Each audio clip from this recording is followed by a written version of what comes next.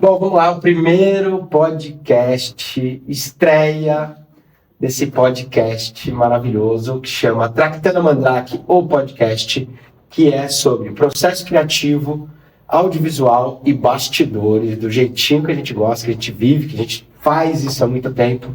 E nada melhor do que começar com essa pessoa tão especial, Lisandra Cortez. Lili. Ai, que alegria! Eu queria, enfim, apresentar também os nossos apoiadores, que é a Baco Projetores, as câmeras Sony e também o grupo Cine de Cinemas, que estão aí pelo Brasil todo. Então vamos lá, começando o nosso podcast. Lili. Como diz ela, você é por você. Você por você. Comece. Li, conta, faz uma breve de você para todo mundo saber quem você é. Sim. Bom, para começar, eu quero agradecer, Bruno, pelo convite de estar aqui estreando, tendo a honra de estrear o Tractana Mandrake, seu podcast. Desejo sucesso e que seja vida longa, né? Para esse teu projeto, tantos outros maravilhosos que você tem, que a gente inclusive compartilha. Vamos falar disso. É uma honra para mim, uma honra para mim. Sou fãzona do seu trabalho, você sabe, e de você, né? Somos amigos. É recíproco. Bom, contando um pouquinho de mim, eu sou atriz, não só. Dentro da minha carreira, assim, né, que começou muito nova, comecei fazendo escola de teatro. Depois eu fiz faculdade de audiovisual, sou formada em comunicação social e rádio e TV.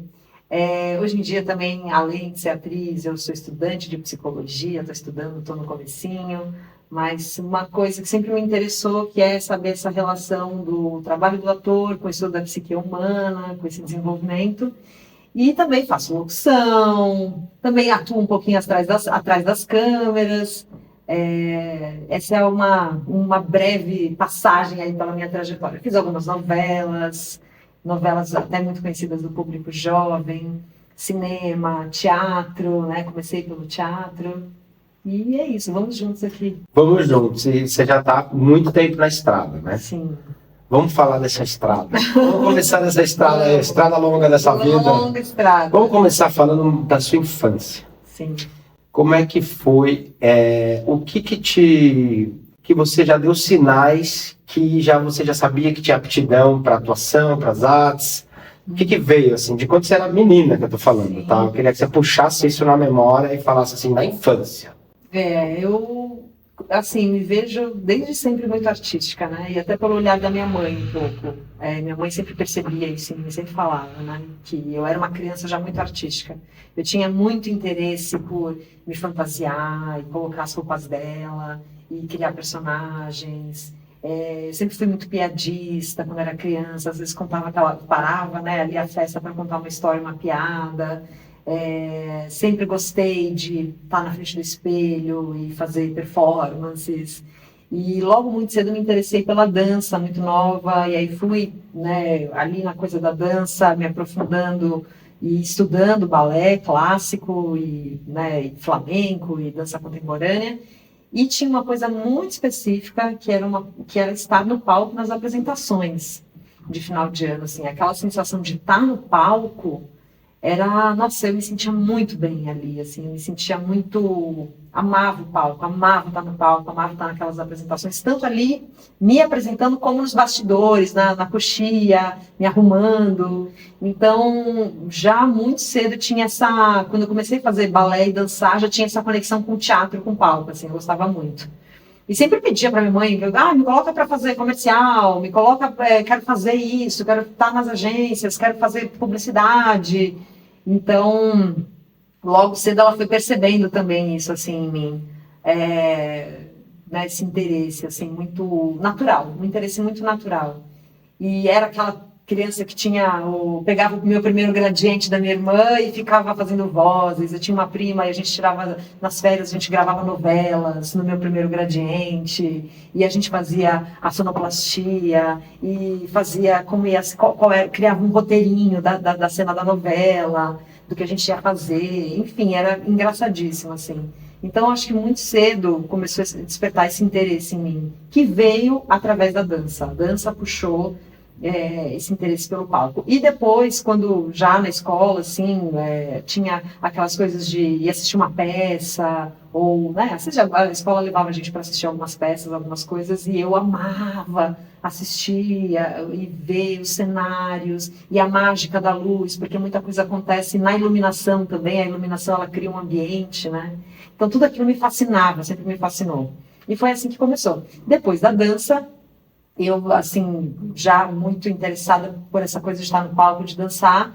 No final, já chegando na reta final do meu colegial, eu pedi para minha mãe, falei que eu queria fazer teatro, e foi aí que tudo começou. Que demais, que linda história. Me conta, assim, qual foi o seu primeiro trabalho, assim, que te marcou, né? Vamos falar de um trabalho marcante que você falou, meu, esse foi o mais desafiador de começo, que frio na barriga. Porque quando eu comecei a fazer escola de teatro, já era muito desafiador, porque tinha aquelas peças clássicas que a gente tinha que fazer, e era tudo com pouquíssima grana, né? Só estudantes ali, e a gente tinha que fazer tragédia grega, o Ariano Suassuna, e aquilo tudo já foi um primeiro contato mesmo com esses grandes autores e grandes textos, assim. Mas eu lembro que assim que eu me formei na escola de teatro, a gente teve uma primeira peça que foi As Troianas, e era uma peça que a gente gravava num teatro ali na Consolação, que acho que nem tem mais hoje, que era Teatro Fábrica, uma coisa assim. A gente gravava no porão, a peça acontecia no porão, para simular as ruínas de Troia. E ele já foi um primeiro desafio, porque o diretor pediu que a peça tivesse uma coisa meio circense, então eu cuspia fogo. Eu aprendi a cuspir fogo para fazer essa peça. E era um desafio, porque era ao mesmo tempo uma loucura, né? A plateia muito perto e a gente cuspindo fogo ali. Né? E tinha chuva com na peça. Com álcool, tipo aquele negócio. Isso, mas eu fazia com parafina líquida. Não deixa muito cheiro, enfim. Mas ao mesmo tempo era um super risco, a plateia estava muito perto, era uma coisa super iniciante, né? Assim, a primeira peça saindo da escola de teatro e sem nenhuma segurança, né? Uma coisa até meio arriscada, assim. Então, acho que esse foi o primeiro desafio mesmo de quem entra no mercado de trabalho, começa a dar as caras no circuito mesmo dos teatros de São Paulo. Essa peça foi o início de tudo, assim, então ela é bem marcante para mim. E logo depois, aí eu comecei a fazer muita publicidade, mas logo o meu primeiro trabalho na televisão foi Amigas e Rivais, que foi uma novela que eu fiz em 2007 no SBT. Eu era protagonista. Esse foi um baita de um desafio. Vamos falar das novelas, né? Porque você tem algumas novelas, né, no currículo.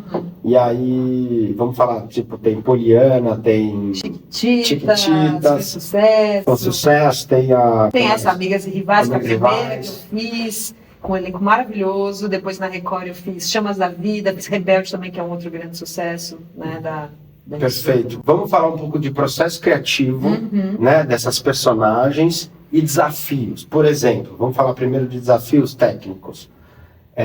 A novela, ela dura um tempo para gravar, né? Sim. Então, assim, você precisa gravar muita cena, você precisa decorar muita fala, você precisa entrar nessa personagem, você precisa ser uma pessoa que você não é. Eu queria que você contasse um pouco, assim, quais são as técnicas que você usa para entrar no personagem, para decorar, como é que você tem uma facilidade em decorar, né, cenas e tudo mais, e assim, esse monte de diária que tem um monte de cena. Conta disso pra gente. Por exemplo, Poliana, que foi uma novela muito longa, né, uma novela que a gente começou o processo dali em 2017, eu acabei de filmar Poliana, acabei de gravar Poliana em, sei lá, comecinho, dezembro de 2019, né, ou seja, uma novela bem longa, um projeto bem grande. 2 anos gravando. 2 anos gravando.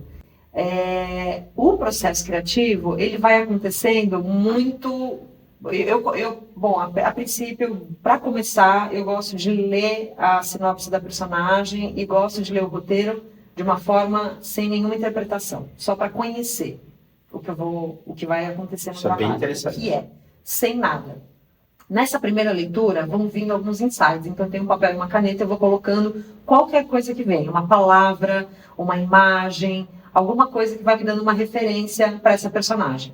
Depois disso, eu sempre gosto de fazer um trabalho que é mesmo de ter uma pessoa me acompanhando para me ajudar a entrar na ambientação e me ambientar com essas personagens. Então, eu gosto de fazer um trabalho muito específico de técnica mesmo, um trabalho bem técnico, de respiração, que é um trabalho que pode parecer até um pouco imagético, mas é o que é um trabalho que eu faço que sempre me dá uma estrutura, um eixo emocional para trabalhar essas personagens, ainda mais quando é uma vilã, no caso de Poliana, assim.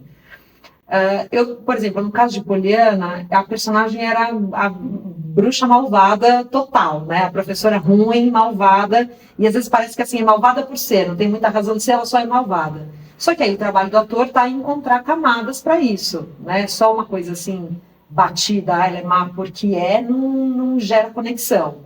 Então eu sempre vou buscar entender um pouco a história, eu crio a história pregressa dessa personagem. Então eu gosto de escrever a gênese da personagem, da onde ela vem, por mais que isso não seja revelado na história, mas me ajuda a entender um pouco o que vai na psique dessa personagem, por que ela age assim, de onde que ela vem, quais são as questões dela, o que ela passou.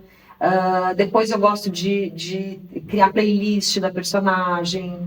Sempre crio, né, playlist da personagem, que é uma coisa que depois me ajuda muito também na hora de gravar cenas mais difíceis, as músicas que eu vou usar para aquele trabalho. Respiração, né, que é isso que eu falei, né, que é um trabalho que eu vou fazendo de acordo com determinada cena, o que aquela cena pede. Então, aonde que no meu corpo eu estou fazendo uma respiração específica que vai me colocar naquele estado que aquela personagem pede. Para decorar. Bom, aí decorar é uma coisa muito engraçada que acontece com o nosso cérebro, porque quanto mais você faz, quanto mais você grava, mais rápido você pega as cenas. Às vezes você tem um trabalho ou aconteceu alguma coisa, no começo do dia você não pôde estudar, e você tem que estar no set gravando 2 horas da tarde, você está com aquele texto decorado. Quando você está num ritmo muito acelerado, você já tem uma rapidez, que você vem gravando, você já tem uma rapidez para pegar esse texto correndo, e já está dentro da personagem, você consegue decorar rapidamente. Mas geralmente o meu processo funciona assim, quando tinha cenas de diárias de 30, que eu ia gravar 30 cenas por dia, ou diárias muito longas, eu, assim, com frequência acordava umas 4, 5 horas da manhã, e estentava e ia, assim, cena a cena, porque o que me ajuda a escrever. Eu escrevo o que eu vou falar e é assim que eu decoro. Uhum. Eu não só, por exemplo, quando tem textos muito grandes, eu vou escrevendo aquilo que eu vou falar, e às vezes eu crio desenhos, imagens, para eu conseguir fixar melhor. Aquilo vai me ajudando a decorar. Então acontecia muito, assim, tipo, dias que eu tenho uma diária muito longa de gravação, pode saber que um dia antes eu acordei 5 horas da manhã para começar a decorar o texto. Sim, sim. Então é mais ou menos isso. O que me ajuda a escrever, eu sou uma pessoa que precisa escrever o tempo inteiro, o que eu vou falar, né, para ir decorando. E é isso, quando você está num ritmo mais acelerado já do trabalho, você tem uma rapidez de memorizar aquilo já tão mais rápido, né? Porque você também já está dentro da personagem, que no meio do processo, às vezes você pega o texto assim, entrando no estúdio, sabe? Sim. Quando são dias de muitas cenas e, enfim, às vezes você tem que pegar correndo ali. Mas é isso, eu sempre estudo um dia antes, sento e vou cena a cena e vou achando a intenção. E no caso dessa personagem de Poliana, porque era uma vilã, e eu achava que eu tinha que preencher com camadas, eu sempre acho que a vilã ela é uma personagem que ela te dá campo para criar o que for. Porque ela é tão ampla, você pode ir para tantos lados, que ela pode ser sarcástica, ela pode ser ácida, ela pode ser bem-humorada, ela pode ser divertida, ela pode ser engraçada, debochada, irônica. E aí eu ia criando cada cena, eu ia dando um tom diferente, para ela não ficar muito chapada, batida numa coisa só. Legal. Então, vou por aqui para uma coisa mais cômica agora, cabe nessa personagem. Posso fazer uma coisa mais maluca nesse momento, porque cabe para essa personagem. Então, eu acho que o bacana de fazer vilão é que ele te dá uma possibilidade muito ampla de criação. Total. Eu adorei. Eu quero voltar nessa gênese e aproximação do público. Uhum. Eu vou falar o porquê. A gente, para aproximar do público, tem uma coisa ela é má, por que ela é má? Né? Enfim, por que ela é uma grandíssima filha da mãe? Uhum. Porque ela, enfim, passou dificuldade, porque ela foi muito maltratada na vida, porque ela... Enfim, essas coisas que... Em série, quando a gente assiste série, a gente até consegue entrar na vida do vilão e falar, pô, é por isso. É por isso. O cara sofreu pra caramba, você começa a ter empatia, né? Por assim, agora eu entendi o porquê que ele é assim, né? Então ele não é um vilão por ser um vilão, enfim, ele não é mal porque ele foi colocado, ele foi moldado pela sociedade assim. Isso, quando não é possível mostrar, você tem umas técnicas que isso vem aparecendo em você dessas formas, né? Que assim, não é que vai parar e vai contar a sua história lá no meio da novela, né? Exato. Enfim, quer que seja. Então, como é que você traz isso para ficar claro que assim, meu, eu sou filha da mãe porque eu sou má, porque eu tenho isso aqui no background mesmo. Eu acho que a coisa mais genial que pode acontecer é o público criar uma empatia tão grande com o vilão que o público começa a torcer por esse vilão. Né? Isso acontece, e quando isso acontece é muito genial. Mas eu acho que sempre dentro do texto tem espaços para criação. Então, às vezes, é num tempo de silêncio, de olhar, ou numa situação que poderia ser muito do cotidiano, aquela personagem se emociona vendo aquilo, é o ator que pode trazer isso, às vezes não está no texto, mas o ator traz isso, contribui com isso, uma emoção que vem de repente, ou às vezes uma resposta até às vezes mais infantil para uma cena que não teria o menor sentido ela ser infantil ali, mas quando você vê talvez essa infantilidade dessa personagem, você percebe que talvez ela carregue alguma coisa que não está dita no texto, mas ela está preenchida por alguma outra coisa que você fala, nossa, né, ela tem uma personalidade um pouco, sei lá, até um pouco infantil, ou enfim, eu acho que são pequenos espaços que o roteiro te dá, que o ator pode encaixar, porque aí faz parte da criação dele, esses detalhes, que é um jeito de olhar, que é uma respiração, que é uma risada, às vezes, né, histriônica, ou uma emoção que vem no momento onde vulnerabiliza esse personagem, que é um vilão, e você olha para ele e fala, olha, ele se emociona, ele tem sentimentos, né? O Joaquim Fênix fez isso brilhantemente quando ele fez o Coringa, Coringa, né? O personagem dele, ele fez uma linha de criação que era um personagem completamente... Tinha uma esquizofrenia ali, enfim, e aí ele carrega tudo bem. O filme até aponta um pouco as dores dele anterior, de onde vem. Mas aquela criação dos tiques, eu estou te dando um exemplo de algo que muito provavelmente foi o ator, em conjunto com o diretor que criou. Aqueles tiques... né, isso tudo são camadas que o ator vai trazendo, que vai contando um pouco de quem é essa pessoa, para além da loucura e da vilania, de onde ela está vindo, Então eu acredito que é bem nessas entrelinhas do texto assim que o ator encaixa determinados detalhes que contam para o público ou que ele é humano, ou que ele carrega algum ressentimento, algum bloqueio do passado. E acho que é assim que o ator vai costurando junto com o roteiro e dando esse toque diferente. Isso é interessantíssimo, porque, assim, como é importante a precisão da escolha do elenco para aquele papel, né? Então, assim, você colocar, tem coisas mais desafiadoras, você colocar uma pessoa, vou dar um exemplo daquele do Jim Carrey, que fez Uma Noite... O Brilho Eterno? Brilho Eterno, que você pega um ator de comédia e faz drama, que é maravilhoso, faz genial, mas também, às vezes, assim...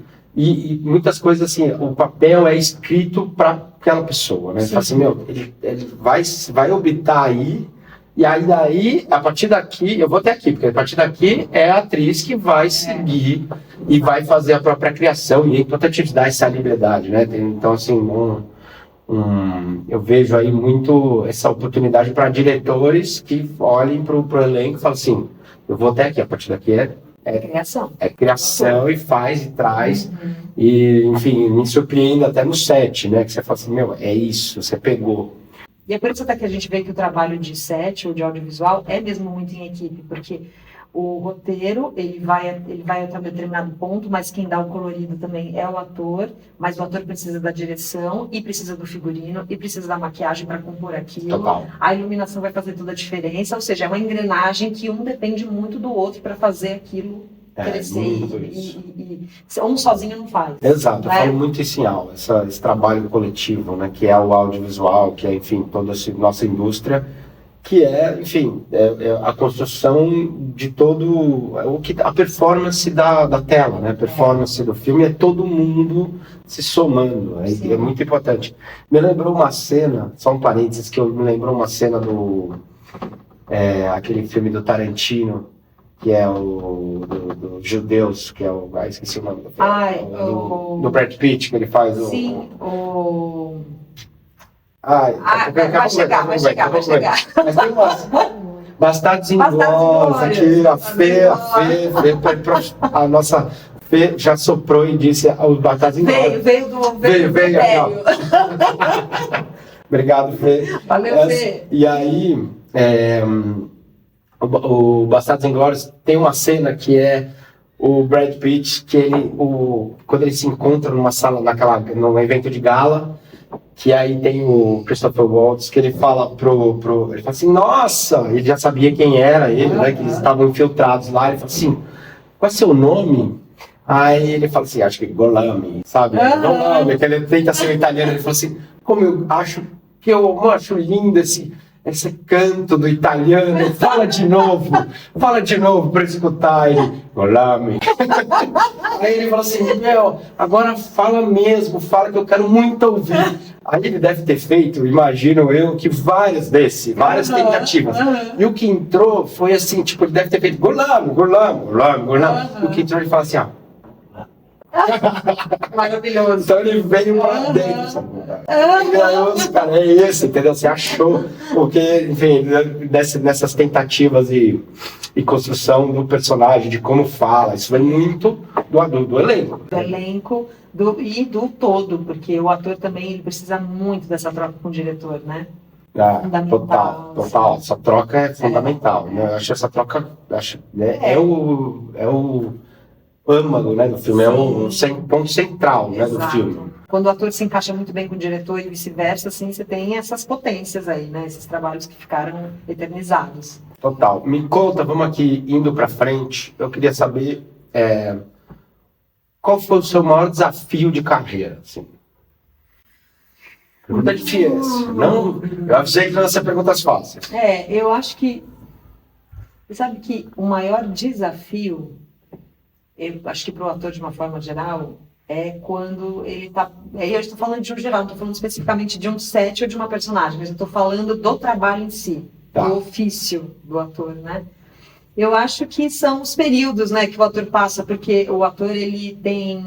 Quando ele está ali, potente, realizando, fazendo o trabalho dele, o que ele ama, é um momento de realização, de glória, de se sentir encaixado, né? O meu maior prazer é entrar num estúdio, me sinto absolutamente encaixado naquele lugar. Mas eu acho que o trabalho do ator e do artista de uma forma geral, que ainda tem uma questão com... uma pessoa, é autônomo e é ele que vai atrás do próprio trabalho e passa por períodos difíceis e passa pelas entre-safras. E eu acho que esse é o maior desafio da carreira. Sim. A nossa indústria é muito de alto e baixo, muito uma montanha-russa. Eu acho que esse é o maior desafio do ator, porque o ator, quando ele está na frente da câmera, ele está com trabalho, ele está realizado, né, plenamente. Mas eu acho que, assim, falando especificamente de set ou de cena, eu acho que, assim, que eu mais gravei, que eu fiz, achei que mais difícil foi gravar cena bêbada. Cena que você tem que estar alcoolizado, você bebeu, é difícil pra caramba, porque tem todo né, enfim, tem uma dinâmica que acontece no corpo, né, ao mesmo tempo sem ficar caricato, tem um corpo, que é o corpo da pessoa que bebeu, então tá um pouco, tem um jeito específico, tem um trejeito específico, a voz muda, o ritmo muda, o olhar é diferente, então assim, encaixar isso foi bastante desafiador numa novela que eu fiz uma vez, especificamente falando em set. No teatro também, eu sei que o podcast é audiovisual, mas no teatro eu tive, e acho que o teatro é maravilhoso por isso, que ele nos desafia muito, né? O teatro é um baita de um desafio, por isso eu acho que ele é essencial para todo ator, assim. Mas uma peça que eu fiz que eu tinha agora, você foi assistir? A Megera do Mar, tinha 5 personagens. E aí tinha que passar e tinha que criar tipos muito diferentes, né? Então, os estereótipos, enfim, e criar esses tipos, né? O nordestino, o turco, o árabe, o enfim, e eu precisava criar, né, esses diferentes tipos, a princesa, a donzela, e aí entender na voz o que mudava, fazer um corpo que ficasse totalmente diferente um personagem do outro. Então foi bastante desafiador. Mas era surreal. Era surreal. Você voltava como aquele, como é que é aquele? O mineirinho! O mineirinho. Ela tava de donzela, tipo, hoje eu não vou, lá, e voltava tipo... É a mesma pessoa, era Lisandra, como assim? Você ali no meio. E aí, cara, e tipo, você voltava em 30 segundos. 30 segundos, a troca era muito rápida, né? Você dava a volta no pau. E entrava de outro personagem. Outro Caramba. corpo, outra voz e tudo. Então, acho que esse foi bastante desafiador. Todo trabalho novo que a gente pega, a gente fala assim, será que eu vou dar conta de fazer? Todo trabalho, assim, impressionante. Será que, né, o nosso material é o nosso corpo, a nossa voz. Então, então sempre tem essas coisas, né? Quando a gente vai começar um trabalho novo, a gente dá muito medo, se questiona, enfim. Todo trabalho é desafiador. Todo trabalho é desafiador. Muito, impressionante, é isso mesmo. Eu queria agora também te fazer uma pergunta.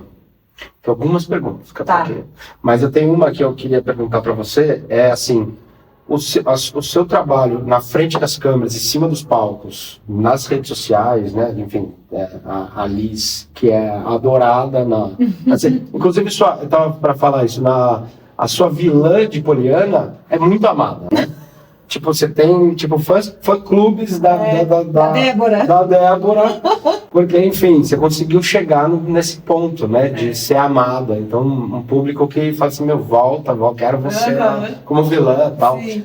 E aí, o que isso, agora falando um pouco de Lisandra e não as personagens que você faz, é assim, o quanto fez diferença na sua vida, e eu tô falando em todos os âmbitos, né, de você se soltar desde a época que você estava na faculdade apresentando um trabalho, ou numa sala de reunião, ou na rua, ou num evento, o quanto impactou isso, você conseguir destravar em ser aberta, né, para o público e isso, o que mudou na sua vida, não ser essa pessoa, porque as pessoas têm muito assim, querendo ou não, tem um monte de gente envergonhada, né?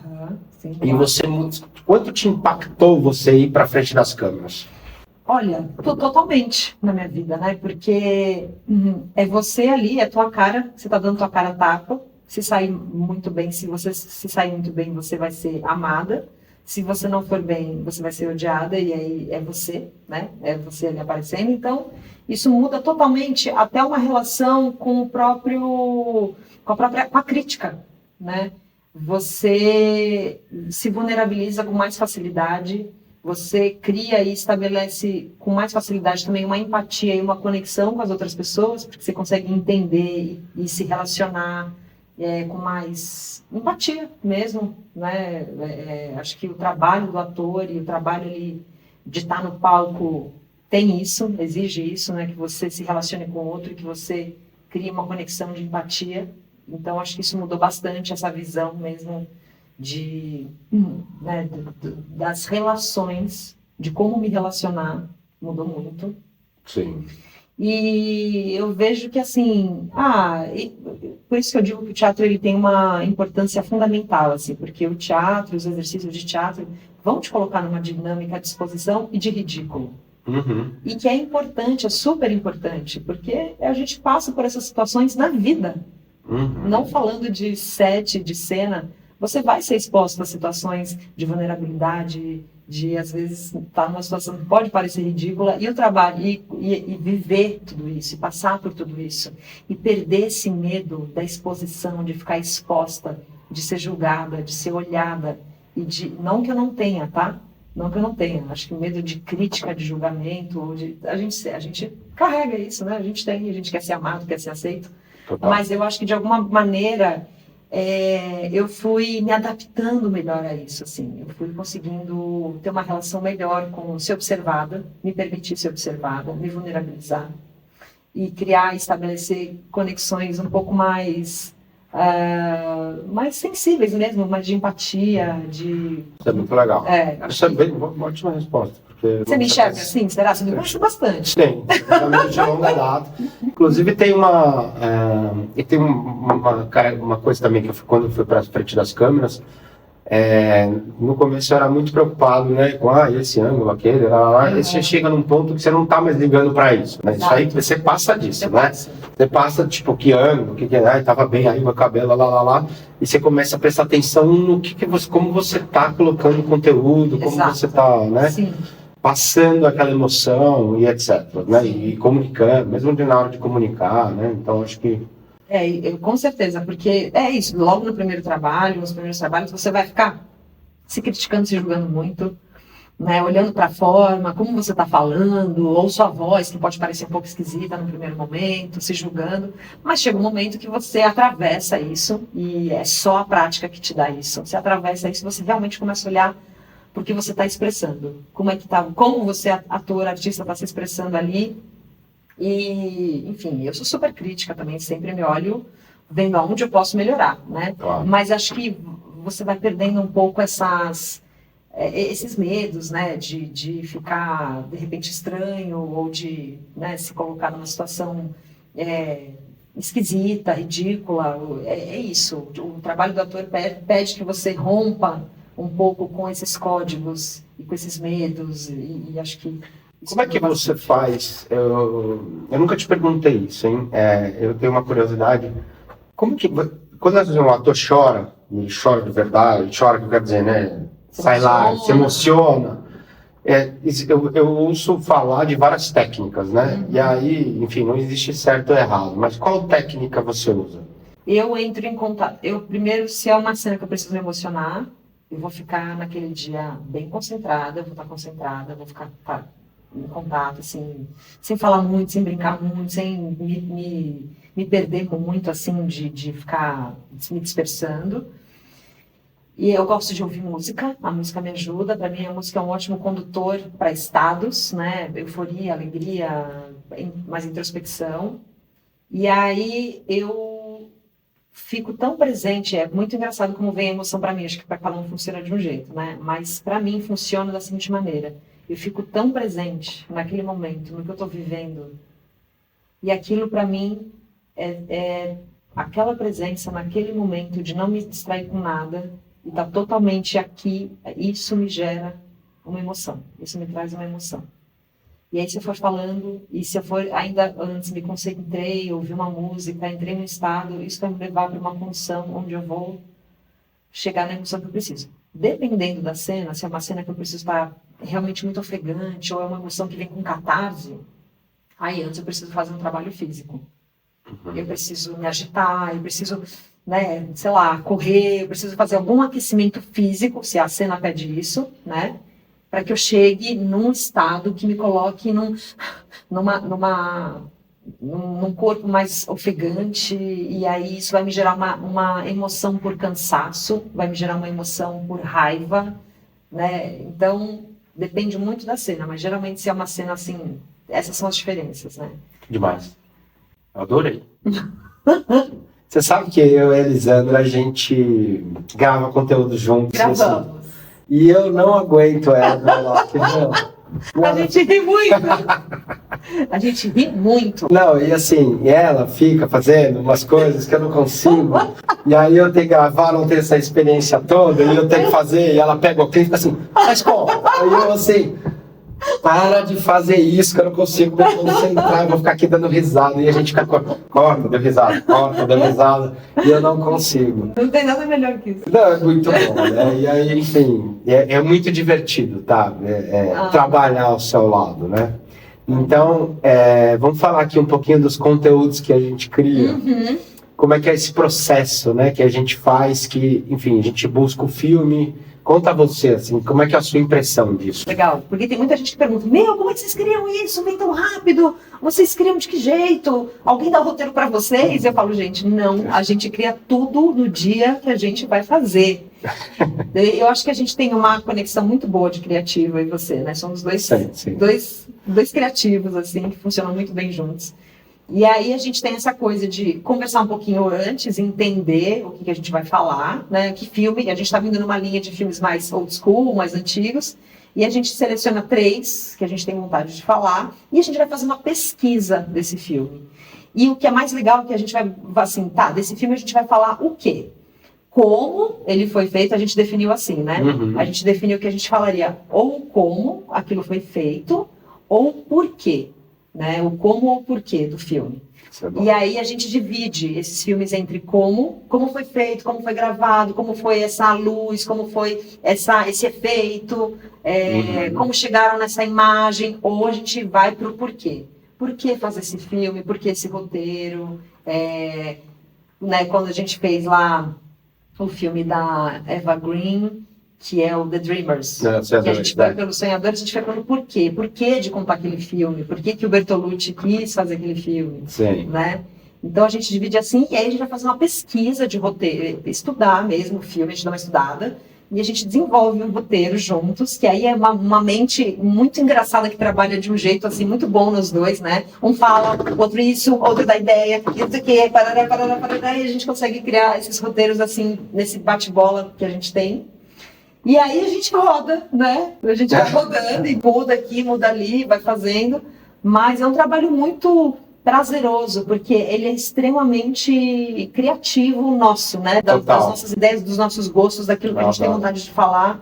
Então ele é super prazeroso, assim, eu tenho o prazer de fazer. Eu também. E aí, assim, eu acho que tem um ponto que a gente vai encontrando onde que a gente... Bom, por exemplo, nesse ano a gente já pensou em mudar a estrutura, enfim, vai ter um 2.0 aí, né? Vai ter figurino envolvido, vai. Sabe, locação, ou mesmo croma, que vai botar a gente nos lugares. A gente podia entrar dentro dos filmes. Hein? Nossa, seria maravilhoso. Vamos entrar dentro dos filmes? Vamos. Tá em quadro. Você tá em quadro. E a gente tá lá, e dentro da cena, e isso vai ser bom, Não, é muito bom, muito prazeroso estar do seu lado ali. Queria também agora aproveitar e falar do seu trabalho atual, que é me fala qual que é o nome dele. Eu fiz agora recentemente uma série chamada Sete Marias, na Record, que conta a história da vida de Maria Madalena. É uma microsérie e é uma linguagem nova, porque ela tem um pouco de suspense / terror. Isso com uma linguagem da história bíblica mesmo, né? Então, essa mescla, assim, é uma linguagem meio inédita, né? Que a emissora tá investindo ali. Então, foi também um trabalho, nossa, extremamente prazeroso, assim, porque eu gosto dessa história, gosto dessa passagem, que é a história da vida de Maria Madalena. É uma história, para mim, de muita transformação dela, né? De cura, de uma mulher que sai de uma situação onde ela é rejeitada e humilhada para uma transformação onde ela se torna uma das principais devotas de Jesus, né? Uma das principais discípulas de Jesus. Então, uma história de cura, de transformação, de fé. E foi um trabalho muito bonito de fazer. Muito, assim, uma equipe... Eu vejo cada vez mais, desses anos que eu faço novela, enfim, eu percebo uma mudança onde cada vez mais a equipe é amiga. O diretor é amigo do ator, não existe degrau. Eu não percebo muito mais, como eu percebia de repente lá atrás um pouco, esse degrau de hierarquia. Hoje em dia eu percebo uma coisa muito horizontal, onde todo mundo se comunica e o diretor, ele troca diretamente com o ator. E eu percebi isso fazendo essa série. Percebi o Vicente, que foi o diretor, assim, muito parceiro do ator e criando junto e todo mundo dando ideia ali, né, para fazer o trabalho acontecer. E logo mais vai estrear. E acho que ficou bem bacana, bem bonito. E você é a... Eu faço a Ziza, que é uma mulher que a princípio recebe a Maria Madalena em casa para trabalhar, mas aí vão acontecendo coisas na história entre elas que a Ziza, né, se torna uma pessoa que só encontra a Maria Madalena para acabar com ela, assim, só, né, tem essa coisa de ser uma personagem que aparece depois na vida dela como alguém que traz verdades duras. Sim. E a partir daqueles encontros, a Maria Madalena também vai tendo reflexões e outras visões e mudanças na vida, né?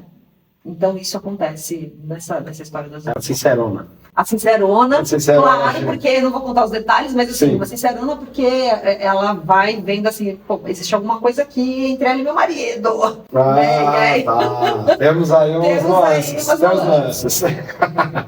É, E aí foi filmado onde? foi filmado lá no Rio, né? Uhum. Na Record do Rio. Lá dentro, né? Lá Que é tipo um dentro. mundo, né? Um mundo, e tem ali aqui uma cidade cenográfica que ficou impecável, ficou linda, Tipo linda. de, sei lá, quantos antes de... Era na época de Cristo, né? Isso, 2000 anos atrás. Galileia, ficou assim, ficou uma coisa de linda, e eu gravei uma cena noturna que, nossa, a ambientação ali, tanto da iluminação, com fogo, né, com os pontos de luz, que muito da iluminação também é feita com luz, mas com a iluminação, mas aí as tochas de fogo dão a entender que aqueles são os pontos de luz, e aquilo ficou belíssimo. Ai, Assim, que legal. ficou super bonito. Ai, que lindo. Vai ficar bem bonito. E mudando aqui também, partindo para frente, eu queria te perguntar em que ponto você acha que a gente está, assim, do nosso mercado, assim, por exemplo, essas suas atuações em novela, atuação em filme, atuação agora nesse lado vertical. Então, assim, o que você pensa sobre essas mudanças, para onde a gente está indo? Eu acho que a gente está tem um mercado está migrando, né? Está se transformando, a gente está indo cada vez mais para o digital. Então a gente está tendo aí o boom das novelas verticais. E essa necessidade que a gente tem de conteúdos mais rápidos, né? As pessoas estão cada vez mais no Instagram, nas redes sociais, e os conteúdos estão acompanhando também esse momento, esse tempo. Por um lado, tem um susto, acho que geral aí, né? E aí, o que vai ser agora, né? O que vai acontecer com o nosso trabalho, como vai ser? É o fim da novela tradicional? Será que... Mas eu acredito que não vejo dessa forma, mas eu vejo como mais uma ferramenta e mais um formato, que é esse formato, que é uma outra linguagem, que não é uma novela tradicional e que não é cinema, mas uma linguagem que tem essa rapidez, que é a rapidez dos nossos tempos, né? Tudo virou essa coisa um pouco mais imediata. Então é um trabalho também que é imediato, ele é curto, ele é rápido, você grava em uma semana, o texto você recebe, amanhã você grava, e o conteúdo é mais rápido. Então eu vejo que tem essa transformação acontecendo, essa mudança. Não acho que é uma linguagem que substitui as outras, mas eu acho que é uma linguagem que vem para ficar, e também, por mais que a gente esteja em uma adaptação desse formato, porque muda, né? A gente está vertical, a gente está também mais fechado. Está tudo, o quadro que antes era assim, agora a gente também tem que se adaptar a um novo quadro, a um novo formato. Mas eu percebo que, falando agora do lado de cá, dos atores, assim, maravilhoso. Mais uma opção, né? mais uma linguagem para a gente trabalhar, né? Sem dúvida. Mais uma linguagem para a gente trabalhar, o que é ótimo, que amplia também o mercado, pensando em mercado. Uhum. Né? A demanda de atores é enorme. A gente tem todo ano, sei lá, sempre tem novos atores chegando, e o mercado precisa também se adaptar a isso, né? Essa demanda que existe. Então, eu acho que é mais uma linguagem que chega para acrescentar nessa... Eu acho também, eu concordo, e aí, assim, aqui na Otzi, aqui a gente está nos estúdios Otzi, né? Otzi Studios, e a gente aqui grava, faz também novela vertical, e eu sinto que todo episódio acontece muita coisa. Então, assim, para você ficar preso naquilo, então, assim, a pessoa é acidentada, vai para o hospital, sai, casa e não sei o quê, próximo episódio. Isso tem que ser contado em 3 minutos. 1 minuto e meio. 1 minuto e meio. 1 minuto e meio, 1 minuto e meio, assim, tipo, acontece tanta coisa, assim, cara, e é uma produção que não para, e, enfim, que também, a pedido dessas plataformas, não pode ser uma coisa muito produzida, porque senão afasta o público, né? Então é um lugar, enfim, que estamos tateando aí, né? Entendendo como é que é, mas que é muito... promissor também. Muito promissor também, né? Eu concordo. E assim, essa questão da novela que você falou, eu também acho que ela não vai acabar, porque a novela da Globo sempre vai ser a novela da Globo, enfim, as novelas da Record, estão aí bombando. Sim. E aí eu acho também que estão vindo as novelas dos streamings. Tipo Beleza Fatal, Dona Beija, lá, estão vindo umas coisas que são, sei lá, 180 capítulos, sei lá quantos que eles estão fazendo. Tenho amigos que fizeram. E assim, é sucesso absoluto, né? A galera assiste e é uma novela. É um novelão lá, que a galera assiste de play. A única diferença é que não passa em TV aberta, só. Exato. Que é o mesmo formato lá. E eu acho que isso não vai acabar. A galera gosta muito de acompanhar a vida, né? De novelas, os núcleos, né? Eu acho que é muito doido. Não, e que isso e assim, realmente, que isso, né, que esse mercado cresça, se expanda cada vez mais. Essa é a ideia, né? Que a gente tenha cada vez mais essas plataformas de streaming, porque aí a gente também vai ampliando o leque de produção mesmo, de audiovisual, para todos, para o mercado de uma forma geral, não só para os artistas, mas para todos os trabalhadores do audiovisual. Sim. Ele, qual foi o último filme que você assistiu? Assisti Hamlet no cinema. Hamlet. Assisti. Conta um pouquinho da sua experiência, falando de a sua interpretação disso. Um filme extremamente... Eu fiquei muito tocada com a atuação. Eu não estou lembrando o nome da atriz maravilhosa. Tudo bem. Jessie Buckley. O nosso oráculo, Fê, já sabe tudo. Alguém soprou aqui no meu ouvido, Jessie Buckley. O trabalho dela tá maravilhoso. Eu acho que ela deve concorrer ao Oscar.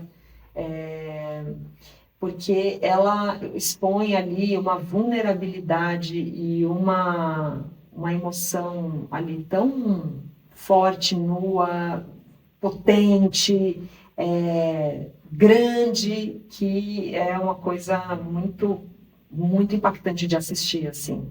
Os atores todos estão maravilhosos. O menino, que é o Hamlet, está incrível, o trabalho dele também.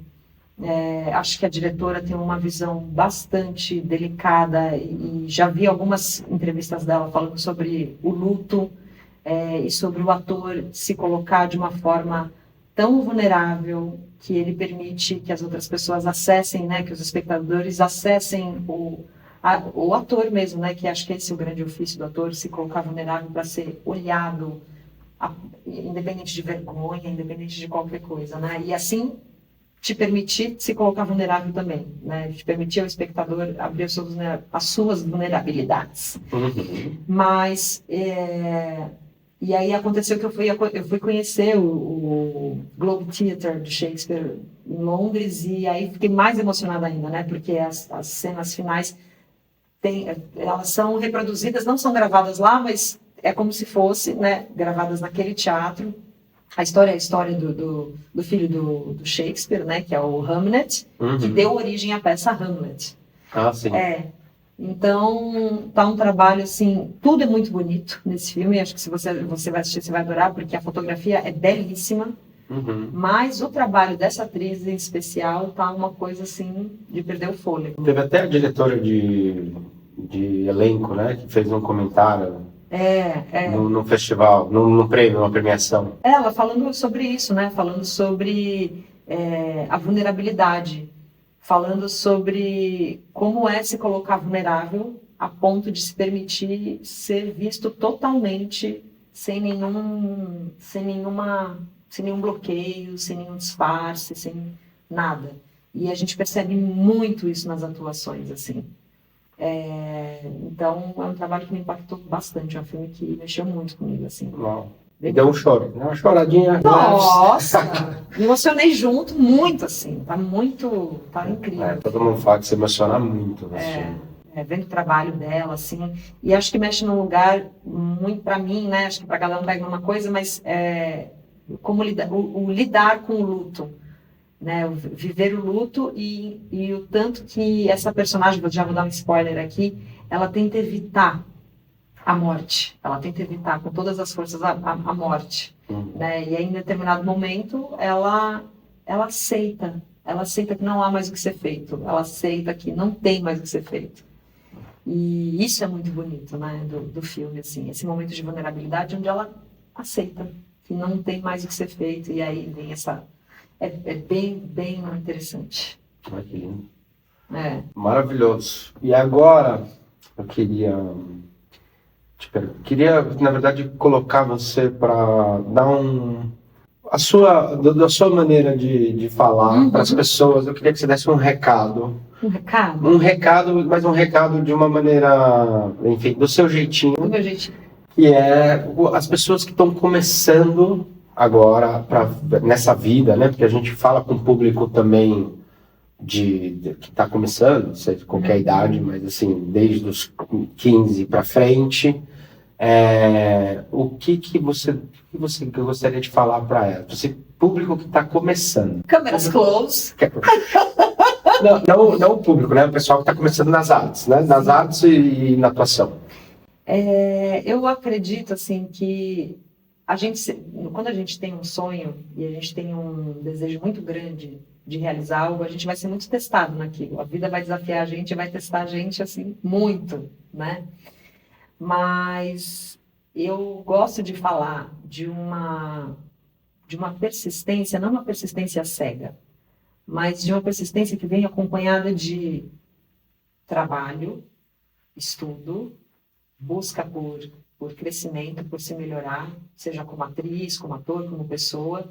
Então, assim, né, para quem está entrando nesse mundo, é muito normal que a gente se compare com outras histórias, se compare com aquele que chegou lá mais rápido, ou com aquele que ainda não chegou.